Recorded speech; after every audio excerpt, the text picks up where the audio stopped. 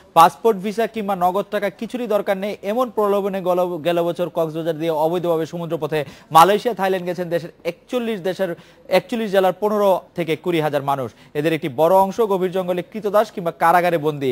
মানব পাচার বন্ধ করা সংক্রান্ত উচ্চ পর্যায়ের এক সরকারি কমিটির অনুসন্ধান প্রতিবেদনে উঠে এসেছে এসব উদ্বেগজনক তথ্য।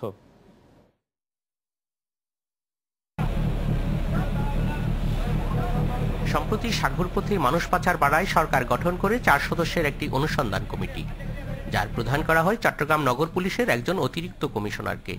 কমিটি টানা 1.5 মাসের অনুসন্ধান শেষে গেল সপ্তাহে 12 পৃষ্ঠার প্রতিবেদন জমা দেয় পুলিশ সদর দপ্তরে, যাতে পাচারে জড়িত দেশ বিদেশের 300 দালালের তালিকা আছে। 12 পৃষ্ঠার প্রতিবেদন জমা দেয় পুলিশ সদর দপ্তরে, যাতে পাচারে জড়িত দেশ বিদেশের 300 দালালের তালিকা আছে। পাশাপাশি পাচারের কৌশল, প্রতারিত লোকজনকে জিম্মি করে নৃশংসভাবে মুক্তিপণ আদায় আর ঝুঁকিপূর্ণ যাত্রাপথে মৃত্যুর ভয়াবহ চিত্র তুলে ধরা হয় এতে। এসব বের করতে অসুবিধার কথা জানান কমিটি প্রধান। এক্ষেত্রে এসে দেখা গেছে যে কেউ বিনা পয়সায় যাচ্ছে, কেউ মাত্র 15,000 টাকা পুঁজি বিনিয়োগ করে যাচ্ছেন এবং মালয়েশিয়া গিয়ে কেউ সফল হয়েছেন, এরকম দৃষ্টান্ত তারা দেখছেন। তো দৃষ্টান্ত দেখে তারা এই পক্ষে, এই জন্য তারা ভিকটিম শনাক্ত করতে চান না। তবে এভাবে মানুষ নেয়ার পুরোটাই প্রতারণা বলে জানায় কক্সবাজারের পুলিশ। এটাও কিন্তু একটা প্রতারণা। এইভাবে তাদেরকে লোকগুলোকে নিয়ে যাচ্ছে এবং তাদেরকে কোথাও না কোথাও আটক করে মাঝে মাঝে তাদের পরিবারকে চাপ দিয়ে বিভিন্নভাবে টাকা আদায়ের বিষয়েও আমাদের অতীতে নলেজে এসেছে। ঝুঁকিপূর্ণ এই সমুদ্রযাত্রা বন্ধের পথও বাতলে দিয়েছে অনুসন্ধান কমিটি। বাংলাদেশে আসলে 300-র মতো লোকজন মূলত এই এজেন্ট হিসেবে কাজ করেন। এদের যদি আমরা ঠিকমতো ট্র্যাক করে রাখতে পারি এবং তাদের যদি ভিতরে রাখতে পারি, বাইরে না আসতে দেয়, তাহলে কিন্তু এদের বন্ধ করা সম্ভব। সমুদ্রপথে অবৈধ পাচার রুটে অনুসন্ধান কমিটি যে 8টি সুপারিশ করেছে তা সরকারের বাড়তি অর্থ ব্যয় ছাড়াই বাস্তবায়ন করা সম্ভব বলে মত দিয়েছেন সংশ্লিষ্টরা। Mamun Abdullah, Independent News, Chattogram. এ বিষয়ে কথা বলতে আমাদের সঙ্গে যোগ দিচ্ছেন মানব পাচার বন্ধে সঠিক অনুসন্ধান কমিটির প্রধান, মানব পাচার বন্ধে গঠিত অনুসন্ধান কমিটির প্রধান বনজ কুমার মজুমদার। বিস্তারিত জানবো তার কাছে। জনাব বনজ কুমার মজুমদার, প্রতিবেদন বলছে দেশের 41 জেলার 15 থেকে 20 হাজার মানুষের একটি বড় অংশ গভীর অঞ্চলে কৃতদাস কিংবা কারাগারে বন্দী। এদের ফিরিয়ে আনতে কোনো পদক্ষেপের সুপারিশ করেছেন কিনা? আমরা যদি অন্যভাবে প্রশ্নটি করি, এদের ফিরিয়ে আনা আসলে সম্ভব কিনা?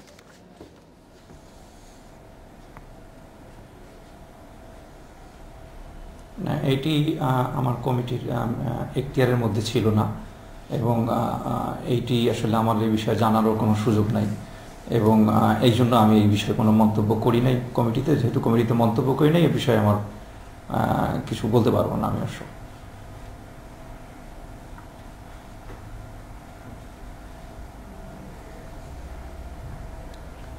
হ্যাঁ, মানব পাচার বন্ধে কি কি সুপারিশ আপনারা করেছেন? আমি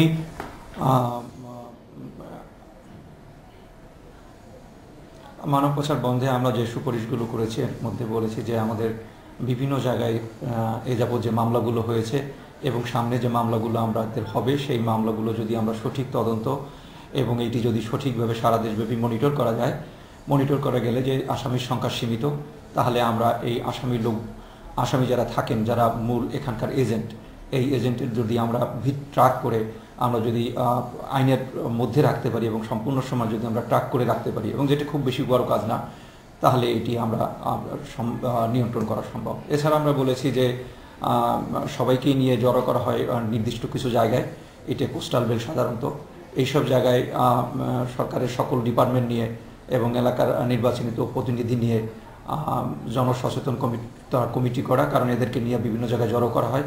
সেইটা খোলা বা বদ্ধ ঘরে হতে পারে, গ্রাম অঞ্চলের খোলা বা বদ্ধ ঘরে সবার যাতায়াত আছে, লোকজন জেনে ফেললে আমাদের খবর দিবে। আমরা এইটি বলেছি। আর একটি বলেছি যে নির্দিষ্ট জায়গা আছে যেখানে এই নিয়ে জ্বর হয়, সেটি শাহপুরের দ্বীপ এলাকা, সেখানে দৃশ্যমান পুলিশের উপস্থিতি থাকতে হবে। আমরা এই সুপারিশগুলোই মূলত করি।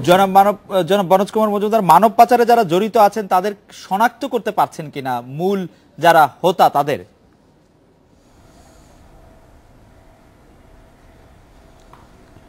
আমরা প্রায় 2 শতাধিক লোকের একটা তালিকা তৈরি করেছি এবং আমরা বলেছি যে এর বাইরে আরও শতখানেক লোক থাকতে পারে এবং 100 মতো। এই জন্য আমরা 300 কথাটি এসেছে। তো আমরা শনাক্ত করতে পেরেছি যে এরা জড়িত, এবং আমরা বেশ কিছু মাঝি মাল্লারও শনাক্ত করতে পেরেছি যারা ইতিপূর্বে বিভিন্ন সময় এই কাজ ঘটিয়েছে এবং বিভিন্ন সময় পুলিশ কর্তৃক অ্যারেস্ট হয়েছেন। এবং এই লোকগুলোকে শনাক্ত করা খুব সহজ, কারণ এই লোকগুলা মানুষের মধ্যে থেকেই কাজ করেন এবং তাকে প্রকাশ্য হতে হয় মালয়েশিয়া যাওয়ার প্রতারণামূলক, যেটি এসপি কক্সবাজার বলেছেন যে প্রতারণামূলক প্রস্তাব দিতে হয়। এখন এখানে সমস্যাটি হলো, ছোট্ট একটি সমস্যা, সেটি হলো যে যেহেতু এরা অল্প পুঁজি দিয়ে মালয়েশিয়া যাওয়ার সেই বিশাল স্বপ্ন দেখছেন, মালয়েশিয়া গিয়ে বড়ভাবে প্রতিষ্ঠিত হবেন, গাড়ি বাড়ির মালিক হবেন, এই কারণে আসলে যারা ভিকটিম ধরা পড়েন তারা বলতে চান না, তথ্য দেন না যে সে প্রতারিত হচ্ছে, এই কথাটি তো স্বীকার করতে চান না। তো আমরা প্রায় কয়েকশো এরকম ভিকটিমের সাথে কথা বলেছি এবং সরাসরি কথা বলেছি, এবং আসামিরা যারা জেলখানার ভিতরে আছে তারা রিমান্ডে এনে কথা বলেছি, এবং যারা মালয়েশিয়া যারা দু একজন গেছেন আমরা তাদের সাথেও কথা বলেছি।